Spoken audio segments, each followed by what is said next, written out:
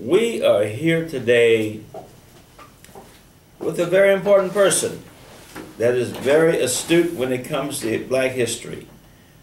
Someone that I've been talking to, and I've looked online and I've looked at things, and I really have come to understand some new things about history that I didn't know. And I'm 73, and I grew up in the South. I saw the atrocities in the South during my lifetime. I saw the hangings. I saw the very stuff that, people thrive on today. But they never really look at good history. Trevor Getz. Trevor is a real historian. I don't mean one of those dyed-in-the-wool people who just come out to do something. Trevor is a real person, and he's got a good outlook on things. And when it comes to Abina and the important men, it's about a young 16-year-old slave and history and making history with the British court. Trevor, you want to introduce yourself? Yeah, well, let me first say that it's a real honor to be here, Chief. I appreciate you having me. My name is Trevor Getz. I'm a professor of history at San Francisco State University, which is a university I love, and I have incredible students, and everything I do is inspired by them. Your inspiration is greater than the student role as far as I'm concerned. You have presented a package here that is very impressive. And you want to tell people how you started with this and how you feel about it and what it has done to you. One of the things we discussed is you cannot go back and pick up history, can't go back and pick up incidents.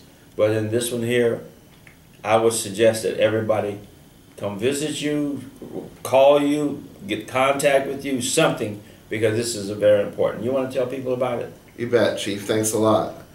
Well, I'll start the story in 1998, although in some ways the story starts in 1876, when this young woman, Abina went before a British court in West Africa and claimed to have been illegally enslaved, and argued with the judge and argued with everybody about what it meant to be enslaved, and forced them to hear what her experiences were.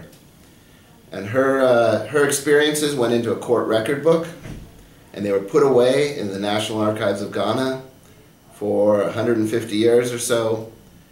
And then in 1998, I was working in the National Archives of Ghana, and I came upon this document, this testimony, and I was awed. I was struck by this young woman at the bottom of the totem pole, if you were, in Ghana. She was young, she was a woman, she was African, she was enslaved in a British colony, and she forced them to hear her. And I was amazed the second I saw this document, but I didn't know what to do with it for 16 years. It took me 16 years. Wow. Yeah, it took me 16 years to figure out how to hear what she was saying. And even now, I keep learning more as I read her testimony. But along the way, I knew I wanted to teach this document to my students in my African history classes. I knew I wanted to teach it. I knew I wanted them to hear this voice of someone a little younger than them, more than a century earlier. And I knew I wanted to teach them how to sit and think through what this person was saying and what her message was. And so, over the years, I worked in my class with it, and then at a certain point I said, I want to take this further. I want to get it out to everybody. How am I going to write about this, not an article that 15 other historians will read who are interested, but that everyone can read? And so we did it in the form of a graphic novel. That's a nonfiction graphic novel interpretation of what she went through and what she was saying in the courtroom. And then now we've done it as an app and a version for the high school classroom as well. And it's being tried out in a bunch of high school classrooms around the country. That's where we are right now. We are looking at history. We are looking at very, very important history. And we are looking at truth in history. When your book is highly rated, 4 stars. Yeah. Well, it should be 5 stars, but there was one guy. Oh, there's always that one. There's always that one. we have to know them. There's always that one. Tell me, what do you think the impact of this book would be on the general population? And I'm going to say something, you need to buy it. It's $19.95, and you want to tell people where it's at? Sure, you can get it on Amazon. and a variety of bookstores, lots of comic book stores, believe it or not, but also regular bookstores around the country. But you go on Amazon and get it, or you can go to the Oxford University Press site. Oxford University Press, when no other publisher would take a risk on a history comic book, they said, okay, we'll do it. We'll go for it. And I did this work with an artist, a South African artist named Liz Clark, who did the fantastic art. And I'll tell you what I think the impact should be. The first thing is to realize that somebody living a long time ago is nevertheless not an important person, right? She's not one of these important men who was in the courtroom that day, not a lawyer, not a judge, but she had an experience, she had a voice, and she made people hear it, and that's incredible. The second thing is to understand how complex history is. It's not a simple thing. Lots of different stuff going on, and sometimes we tend to reduce it and just think of Africa especially in certain simple terms. But in fact, things often were much more complex. But the third thing is just to realize the power of a voice.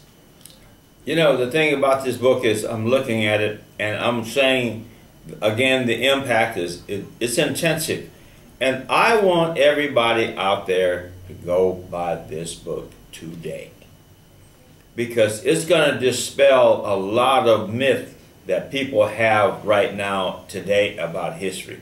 One of the things that we see is that we tend to emulate the richer part of the society of that era, with the elegant robes and the elegant dress and everything that people wear today. That's not true. You know, a simple wrap was what it was. And here we are looking at people have really twisted history really hard in kind of a weird way. And I want you to go out and read this book and get into it. You want to tell somebody about the book in any way? I want to tell them a little bit about Abina's story. Okay.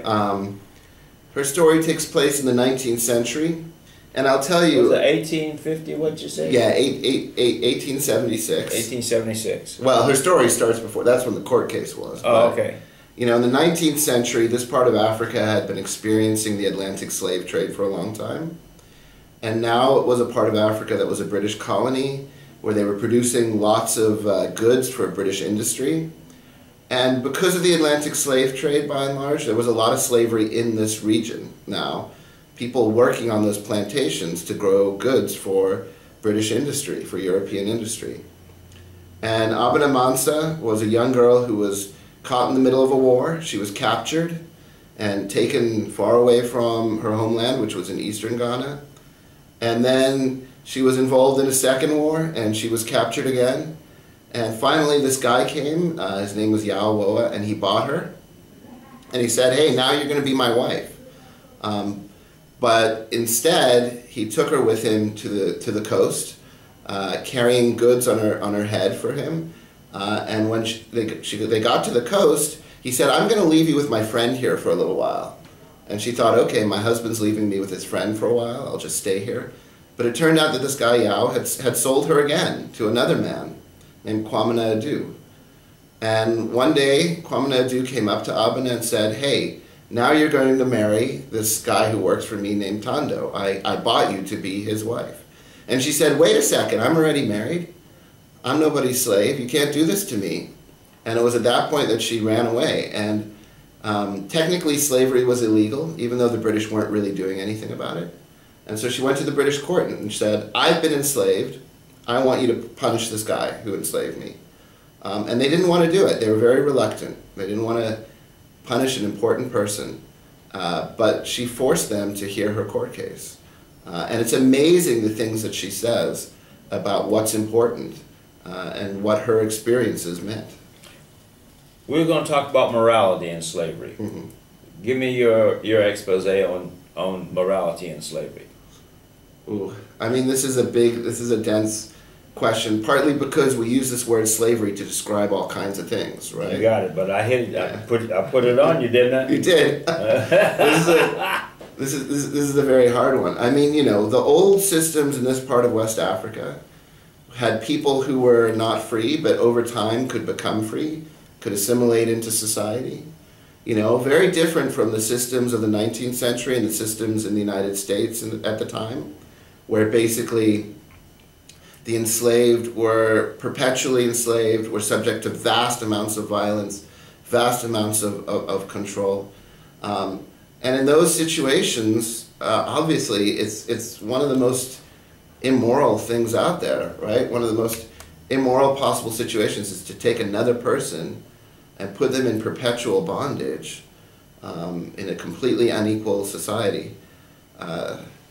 So, you know, it gets complex when you look back in the past and you see this word slavery, but you're looking at things happening in the Roman Empire or things happening in biblical times that can often, we give them the same title, but often they're quite different, actually, from the situation, the terrible situation that we have. I understand from traveling the world, and I've been around most of it, a lot of it actually. I should get around more, a little bit that I have not gotten around. But U.S. slavery was the most brutal.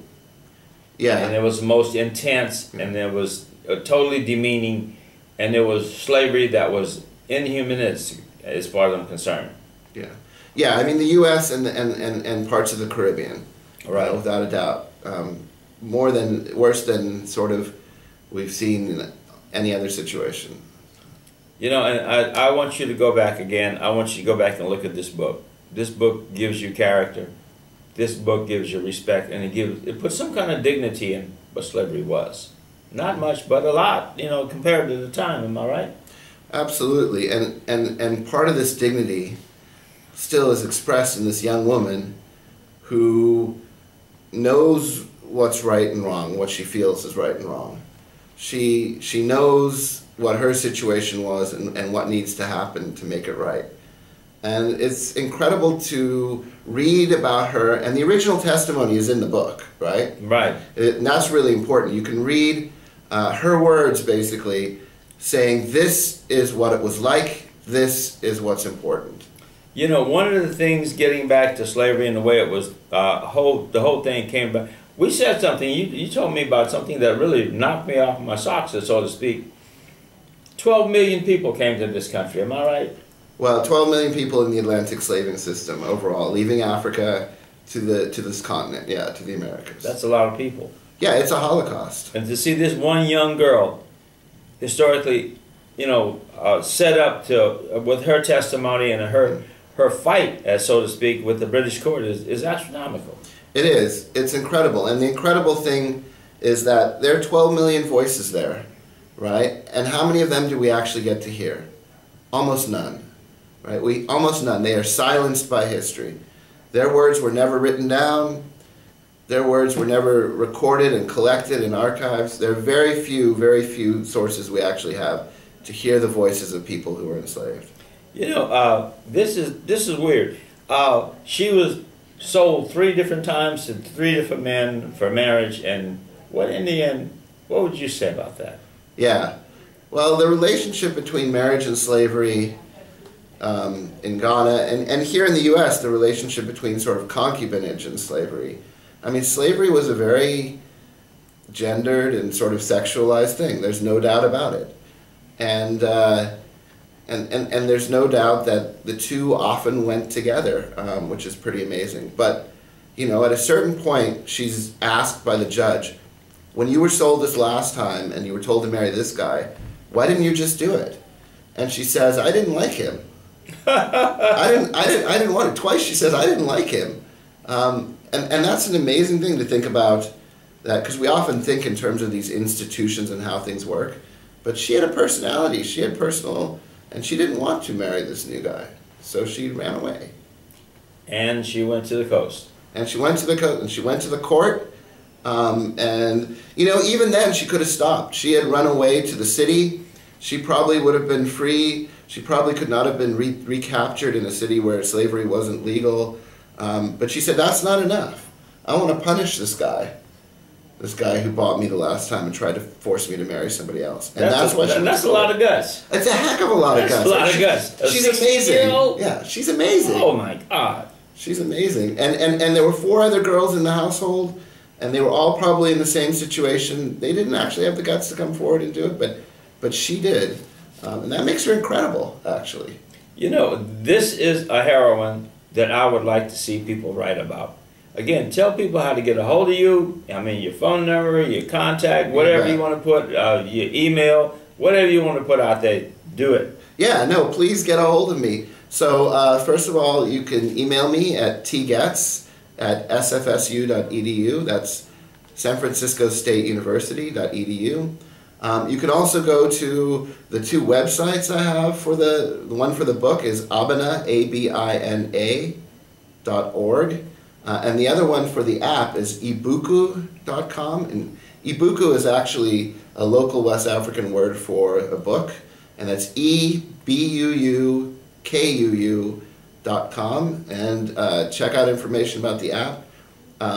Emailing me is great. I love to talk about this stuff. I'd love to converse with you. And I really want you to get a hold of this story and check out what happened to Abina. And there are all kinds of teachers out there who have built beautiful material. There's a teacher in New York named Dave Sharon who's built mock trials and role-playing activities for students to use with the book. It's like a big community out there. And the book is great. It's being used in 250 colleges and universities across the country. And the proudest thing for me, Chief, it's being used in Ghana right now in a literacy program in the city of Elmina for young girls who don't know how to read. Most of them are somehow distanced from their families, and they're learning to read using this book, which makes me so proud. Tell me about the art of the book. You bet. Well, so Liz Clark actually, I went looking.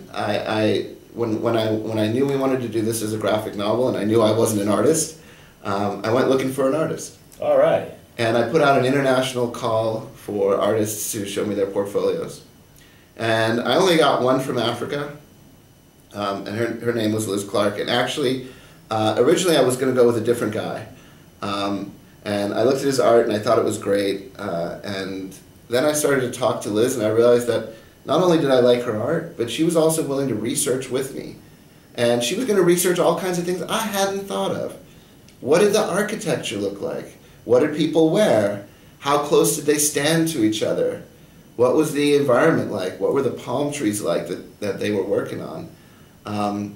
And she did all that research with me, and I promise you the research for the art is as good as the research for the words. Wow, that's powerful. Yeah. That's really powerful. Where do you see this book going? And in the end, where do you see the type of people that would like to read this book? What would your market be? Well, I'll tell you, I mean, really, we're aiming at the high school student age market now. And I'll tell you why. Whoa, you doing what? High school. Why high school? Well, I'll tell you, because here you've got a 16-year-old girl. It's a story about a 16-year-old girl, and I think a lot of 16-year-olds out there should read about her. You know what? You just hit me in the heart. Mm. I think that if the whole school system, not just 16-year-old, but boys also, because you know right now, women have always outpaced men by 2 to 1. Uh-huh. Let's just get it right, okay, Trevor? Women, this woman is a strong young woman. And maybe we could have somebody out there that this book can get to and get in their heart and be the same way, rather than being the way society is today, kind of like a day school. Do you agree with that? I do. I really agree with it. I think that there's a couple of things that really bug me about society today. Uh-oh. Well, one of them is that we don't pay enough attention to history. And the hardest part of that is remembering that these people in the past were people like us. And they were common men, you know, and common women. And when you read your history textbook, that's not mainly what you get. When you read your history textbook, you mainly get important men, right? Right. And you get people who made decisions, you get treaties, and you get wars, and man. Yeah, and you have death and destruction by men. You do, and it's not like those things didn't happen. True. They did, but you know, understanding and appreciating the past and learning from the past takes thinking about everyday people in the past and what they experienced as well. You know what? When I was in Africa, well, the short time I was there off and on over the years, Mm-hmm. one of the things I understand that women are the bed of civilization. That was said to me. I kept saying that, well, you know, men are the bed of civilization. They said women. And you look at this lady here, I mean, 1870s, that was a very trying time when everything was just, that was a violent time for slavery. But it was coming to an end by then. It was. But it was still violent. And to see somebody, you know, sold off 3 times, I wonder what the psychological effect on that lady, you know, that this incident had. This is one of the great tragedies for me, Chief, is that after this court case, she disappears. We don't know anything more about her, you know? And this is part of that whole, you know, history, being the records of important people. And, you know, for a while, she made herself important enough to make herself heard. But then there was no more written about her afterwards. I've gone through Ghanaian records for the next decades in the National Archives. I've looked, you know, she has a very common last name. Mensah. Yeah, Mensah, right? I mean, so there are many Mensahs. So, and her name Abina is a day name for a day of the week on which she was born. And so I can't trace her. I can trace the judge who was in the courtroom. I can trace the 2 lawyers. I know what happened to them afterwards. What happened to them? Well, the one went on to be a very important guy, actually. His name was James Hutton Brew. And he went on to be, he's the ancestor of a lot of fighters for independence, in fact, in Ghana. He's related to some pretty important families. Oh, really? Yeah. And he had tried to create an independent state just before British colonialism on the coast there that the British would accept as an ally and not actually conquer. Important guy, and we know quite a lot about him. Tell me about the area where she came from originally. Sure. So she came from the east. She came from an area that in the 1860s was the subject of a lot of wars.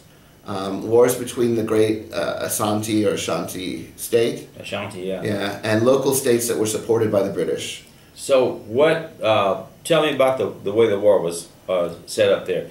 Were this tribal wars that were, you know, racial wars? What was it? Yeah, so that's a good question. So I would say that they were wars where a big state was trying to establish itself as sort of the hegemonic ruler of the whole region. Wow. So Asante was a big state, and these armies that it sent out, led by generals, highly organized, right? I mean, this was, some people call it an empire, some people can call it a confederation, but it had a highly organized economy, centralized state, a system of nobility.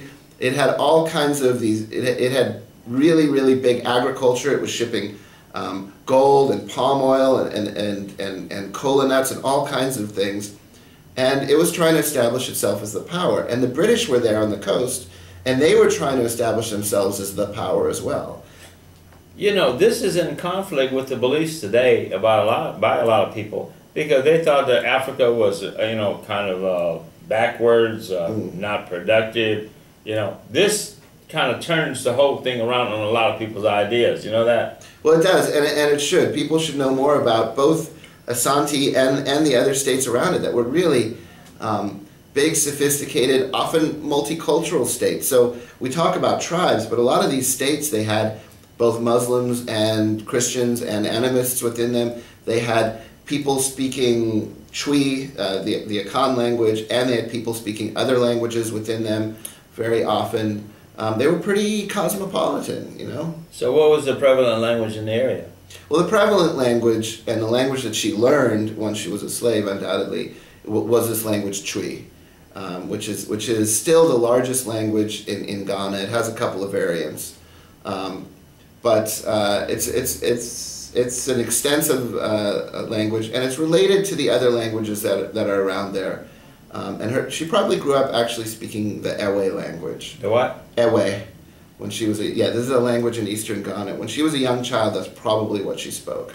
I want people to really listen to this guy, because what I hear and what I see people doing today is the concept of Africanism is in conflict with what we see yesterday, and what was happening yesterday. I'm looking at the fact that here's a 16-year-old girl, bang, in the middle of this whole conglomerate of British rule and aristocracy. Can I say that? Yeah, sure. You know, because this was what ruled Africa back then.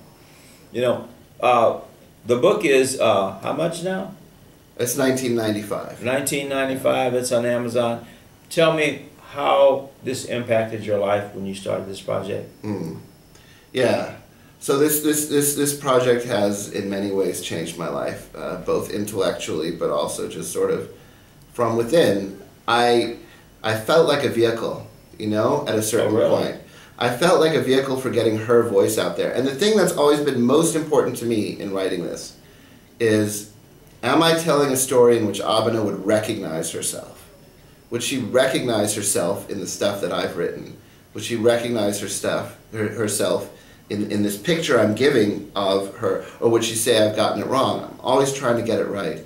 But I have been able to talk at universities and high schools. On Wednesday I'm Skyping with 3 high school classes in New York who have worked with this book. And every time they come up with incredible questions and make me think again. And when we came up with the second edition, it was because of questions that had come to me from students. And I thought, you know, I know more now. They provoked me. I needed to redo it. So what is the impact on the student community that this book has had? So I'll tell you what students tell their teachers, and that comes to me. Is first of all, they get the notion that history is produced, that history is not just what happened in the past, but the way it gets interpreted by people. And that they need to think every time they read history, why was it written this way? Why did this story come to me? And am I really getting the story of the person who actually lived it? But the other thing that they tell their teachers that's really affects me a lot is just how important it is for them to hear the words of this woman who lived in a very different place, in a very different time, but still think of her and respect her as a human being. And they've never been forced to do that again do that before in their history class. Going back to 16-year-old girls, I think every 16-year-old girl in all of America should read this book. What is your opinion on that? Well, I agree. If I can get it to them, if I can figure out how to get it to them, believe me, I will. And you know, my daughter read this when she was 8. Oh, wow. And so did daughters of my friend and people that I've often given away copies to people who I know have kids who are young, and I don't know if they take in everything right in the beginning. So the impact on history that in this country that this book would have, I would say, would be astronomical. Would you say that? I hope so. I believe so. Well, I believe so, you know. But hey, I'm the guy who wrote the book. If I keep saying nice things about the book, it sounds a little funny, doesn't it? No, it does not. Okay. You're a salesman also, aren't you? Yeah. You're selling your. But you know, this book is written almost phonetically correct. What made you go with such intensity in writing something that was so correct? That, you know, it's different from most history. Mm-hmm. Most history has a negative connotation to it. Am I right? Yeah, I would say that we tend to. This has a positive element to it. Well, I think it's a heroic story, even though we don't really know in the end entirely what happens to Abina. We know that she doesn't go back. She doesn't go back to this guy who bought her. We don't know what her life was like after that. But I'll tell you what. It does give you hope. It is an inspiring story. It is an incredible story. You just said something big. Yeah, I mean, you've got to have hope, and this is why knowing about people who struggled in the past, but came out on the other end and made something happen. She did make something happen. She made people listen to her. She got to tell her story, and she made sure that her life wasn't going to be what other people made it be. And that's incredible. You want to tell people about Liz Clark a little bit? Just talk about her for a minute. Sure. I mean, Liz Clark is an incredible artist. Liz Clark has now gone on to do a number of other graphic histories. One about the Atlantic slave trade called Inhuman Traffic, and another one about a young boxer in Great Britain in the 18th century. Now I gotta say, I discovered her, if you will, for historians. She was drawing sci-fi before. But now she is super successful at telling stories, at telling the stories of people in the past using pictures that are just as valuable as the words.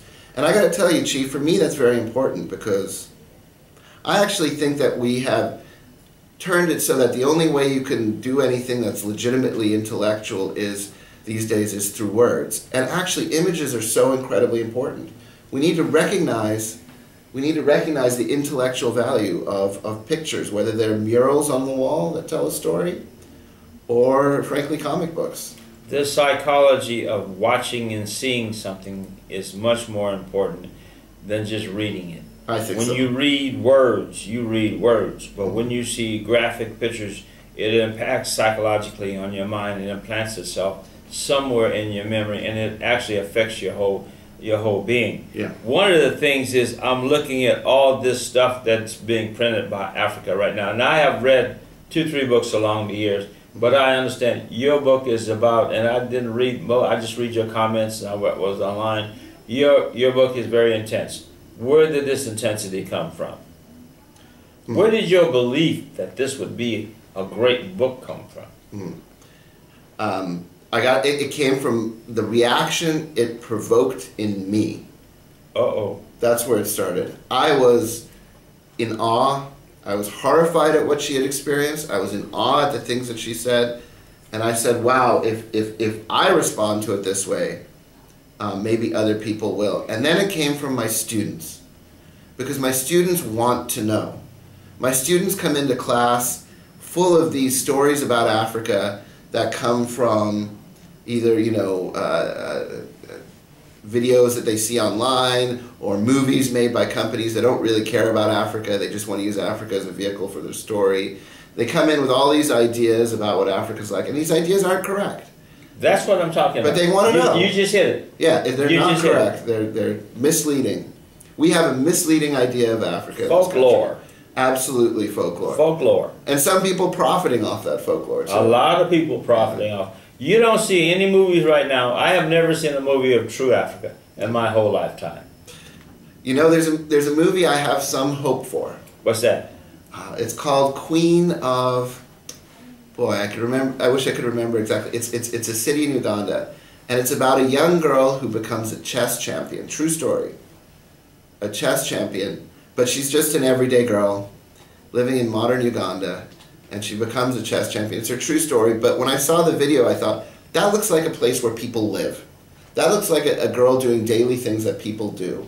It's not about, oh, look how poor they are, or oh, look how glorious it is. It's everyday African people doing their everyday thing. Well, you know what? That is what my point was. Most of what you hear and see accentuates poverty. Yes. What you're telling me and you're telling the radio world out there and the Skype world and all these other worlds that we're going out to is that thriving economies. Yeah. All this good stuff, not this bad stuff. There are many, many, many things to admire. I'm in Ghana every year.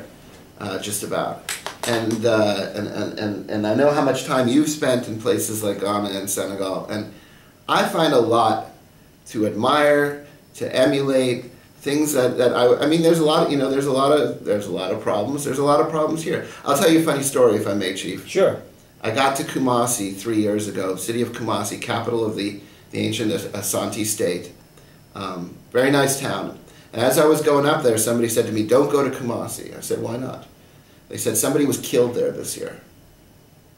And I said, "Somebody?" There was one murder in Kumasi, and this is a shock. And it's true.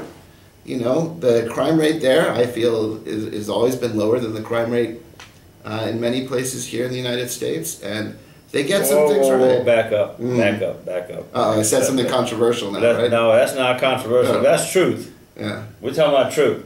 Here we are, the concept and the idea of the concept that Africa is violent, extremely violent. That is not all the way true. No. There are some very nice areas in Africa to live. Yeah. And I'll tell you, part of my theory is that places where colonialism tore apart the family system are now very violent, and places where the family system stayed intact tend to be much more successful. And in Ghana, people still belong to families. In Ghana, the family system wasn't torn apart under colonialism, and that tends to be a very, very positive thing. I'm going to throw a hard one at you, okay? Okay. Do you think the correlation of family values and family coherence and cohesence is important? And then where do you think the American public lost that at? Because, we don't have family values very hard in our society. Well, it's an interesting question, There's this Ghanaian intellectual named John Mensah Sarba, who back in about 1900 was writing, and he said he had just come back from London, and he said, "Isn't it amazing, in London, which is the capital of this great empire, there are starving people on the street, and there are riots between workers and employers. And here in Ghana, that doesn't happen, because for better or for worse, everybody can rely on their family. If things go bad, you can still turn to your family. And there are very few of us who are really rich, and very few of us who are really poor." So even then in 1900, and he was talking about London, but I would say Western society, we had already decided the pathway we were going down was not about the value of the family. Well, in my estimation, the family is the concrete of everything we do. One of the things is I noticed that places like Chicago, New York, they're out of control, you know, and family values are one of the things, the very thing I should say, is that does not exist there. If it does, it's on a minuscule scale. You know, we're looking at Africa. We're looking at Trevor Getz. We're looking at somebody who's written a book. I want to ask you something. Africa as a whole, what do you see Africa going through right now in its transition of the world? And actually, producing Ghana is one of the places that produces more millionaires than any country in the world right now. Well, I think that's a great question. I mean, I'll tell you, Africa's middle class is rising. That's a very positive story. I think a large middle class. More and more people who are able to afford a bit more, but there's a cost to it. And is that cost going to be giving up those family structures and those things that hold you know, African families together in such a way? There's a big question. I mean, more millionaires is good, right? Right. Right. But what and 22, 23, and 24-year-old millionaires. Absolutely. And it is awesome to see in Ghana opportunities for people, more universities opening up, people taking advantage of those opportunities, getting the kinds of jobs we want. All of that is fantastic. But what would be bad is if those millionaires just start emulating the lifestyle of taking care of themselves and not taking care of their families at all, right? Well, you know, I hope that does not happen, because we are a prime example in this country when things are watered down and when things are twisted and when things are not looked at with reality. Yeah. You agree? I agree. I couldn't agree more. You know, we the family values, we were just talking about that, my producer and I was talking about that on the way here. How the breakdown in family values, but grandparents are raising their grandchildren right now because that middle part of the family is no longer there. The man or the woman is not there. And the children, a lot of kids are coming out very violent and very angry and very frustrated. You know, and you don't see this in a society like you do in Ghana. No, no, no. I mean, I must say, I'll tell you, my wife and I, the first time we were in Ghana, we had this experience that was horrifying for us.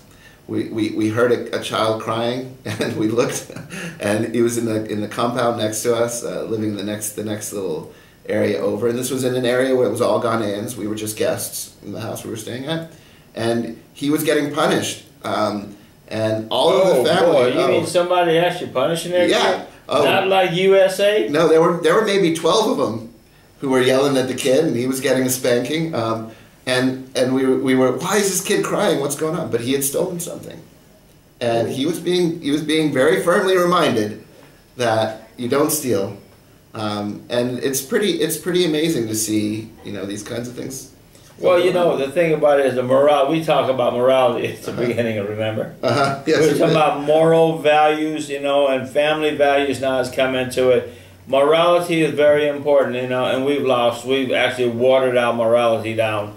We're looking at a book here, Abina Project, 16-year-old heroine that nobody in this country is really pushing hard. You know what, Rod James West of Sacramento, here's one for you, Mr. West, Abina Project. You know what, I think you should push that book in your Africanism presentation to the people. I hope you listen to me today.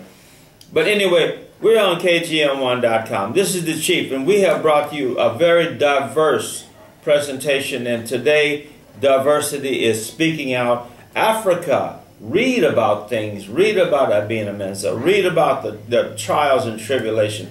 And read about the author. Thanks. You want to tell people what made you start writing?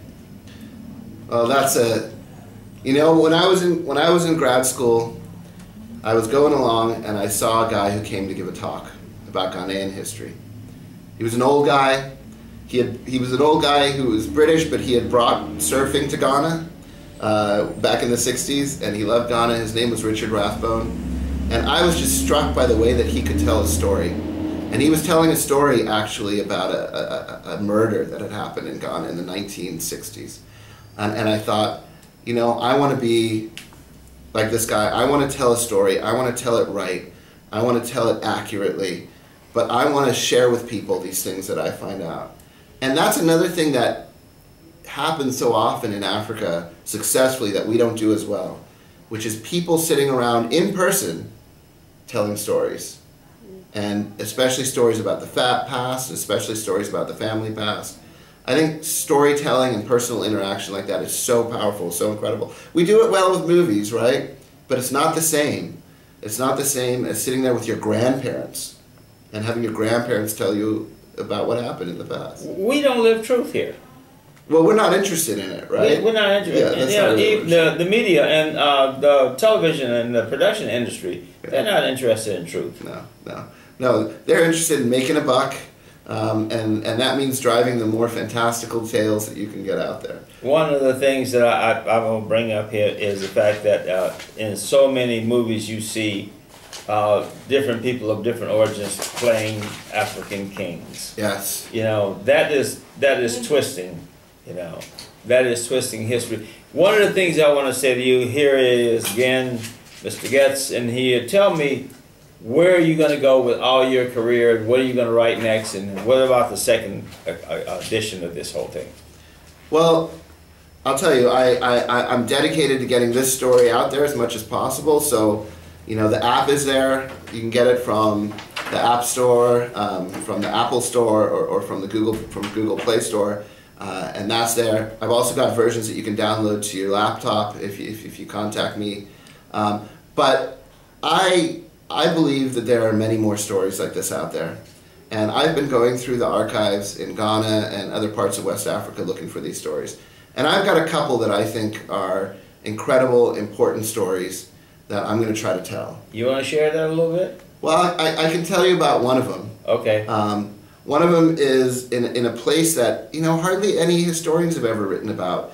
A state that existed at the same time as Asante. It was smaller, not as well known, called Wassa Fiasse. Wassa Fiasse. Wassa Fiasse. And there's this incredible document about the king dying. And when the king of Wassa Fiasse died, two different families wanted to get power. They wanted to take over the kingdom. And there was a conflict between them about which one would do it.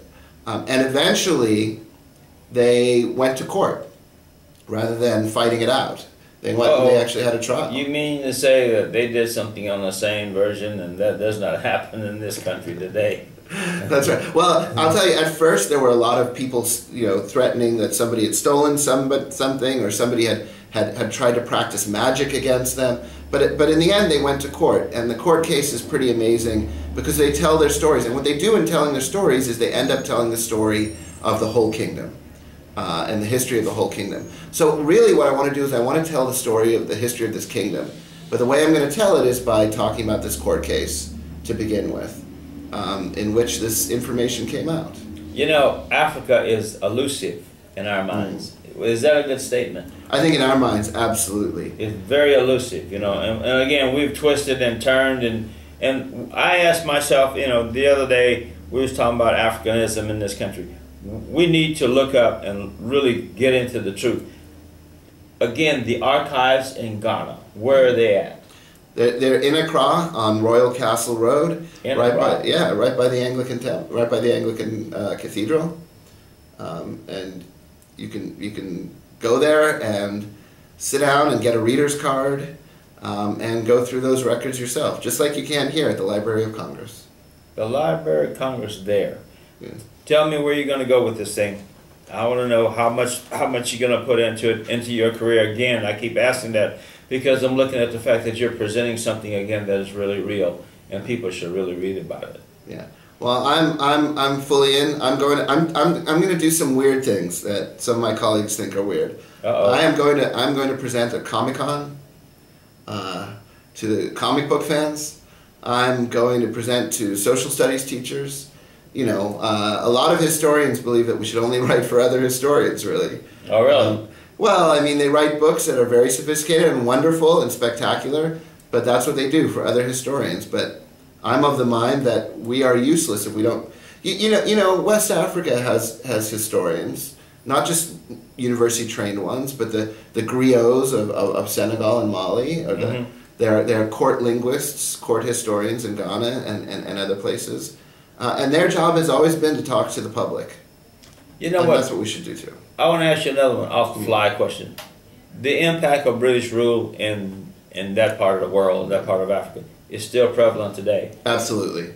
It still can be felt in the way the government works, in the way the court works, in the way the roads are laid out, in the way that people speak English, and English is often the official language. Colonialism has long legacy, yeah. Colonialism is dirty. It was not a good thing, and there's no doubt about it. It was a dirty word. Yeah. Well, you know, I must say that I feel like we will never know what Africa could have become. We'll never know. We can't go back and reclaim it. We'll never know what Africa could have become if not for colonialism. Well, that's a true statement too. So what are you saying? You know, 6 on one hand and a half dozen on the other. Am I right? I don't know. Is that antiquated? I don't know. I tend to think that the costs of colonialism outweighed any possible benefits. My estimation is that Africa is evolving faster than what we are. Than what we are here? Mm-hmm. I would say change there is happening dramatically. You know what I read very recently, Chief, that was really interesting? There was a story that statistically, new technology gets adopted faster in Africa than it does here. I've heard that. Yeah. I've heard that. You go through so much red tape here because U.S. is corporate control. That is the entity right there that stifles and destroys us. Yeah. Corporate control. And I want you to look at, when you go to vote this time, you look and see who is representing corporate America, and you're going to see somebody who is stifling everything you live with or for or can live with. Yeah. Am I right about that? I feel that's absolutely true. Whereas this part of the world, there is still some air of freedom. Yeah. There's some openings for innovation, right? Right. There's some, yeah. I mean, you just look at, it was amazing when I first started working in Africa. You know, it was hard to get a hold of anybody because there were no landlines. You know, hardly anyone had phones. A couple of years later, everybody had a cell phone. They just jumped right over the landline. When I did my research, cell phones are growing in that area at 110,000 a year. Yeah. Yeah, you know, I bought a cheap cell phone a couple of years back when I went to Ghana, and I've always had one cheap cell phone. My Ghanaian friends have 3 or 4 cell phones going all the time. For, you know, each taking a different company and getting better reception in some area or another. But it's amazing, and they're always mad at me because they can't get a hold of me. I'm like, I only have one cell phone. Africa's evolving. Do you agree with that? Yeah, absolutely. Very fast. Very fast. Very poetically. Yeah. And you know, one of the things I want people to understand is going back in time is important to one aspect, but you cannot recap the past. Yeah. Water under the bridge. We were talking about that. You can't. You know, people like when independence first came, people like Julius Nyerere, God bless him, fantastic leader. Love Julius Nyerere, but he wanted to try to go back to an economic system from before colonialism, and he found out you can't. You just can't go backwards and reclaim things. So what do you say to the American public who are reverting? And I have said this on this program so many times. We are reverting. We're not moving fast. We're not fast forwarding. Where Africa, again, is fast forwarding.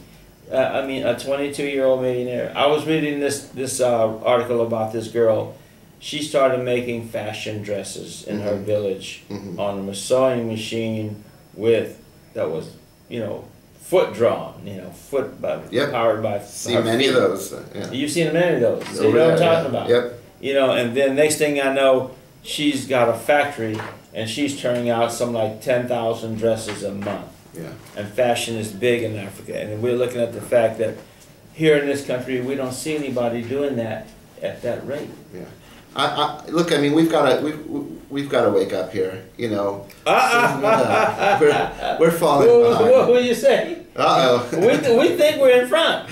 We do. We think we're way out there. You know, in many ways, We're arrogant. We are arrogant. We believe, and I've seen you know, that's the way the British felt in the in the early 20th century, and that empire faded. What did you say? You say that empire faded, It sure and we're going to be out of here. We've had Mr. Getz. We've had. God, this has been a good session. And tell people again where you are, real quick. Right, I'm at San Francisco State University in the history department. If you can't remember my email, just look up history department, San Francisco State University, and then email me. Yeah, we're out of here. Love you, Mr. Getz. Love you too. We're in here. Thanks, Dang it, that was a good session. It's great. Thank you so much. Yeah.